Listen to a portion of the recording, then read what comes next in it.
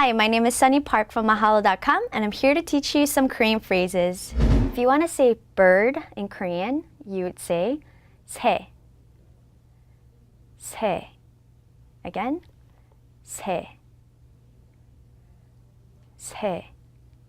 And that's how you would say bird in Korean. Thanks for watching. This is Mahalo.com. If you have other words or phrases that you'd like to learn, click on any of these links. And if you have requests, send your requests to request@mahalo.com.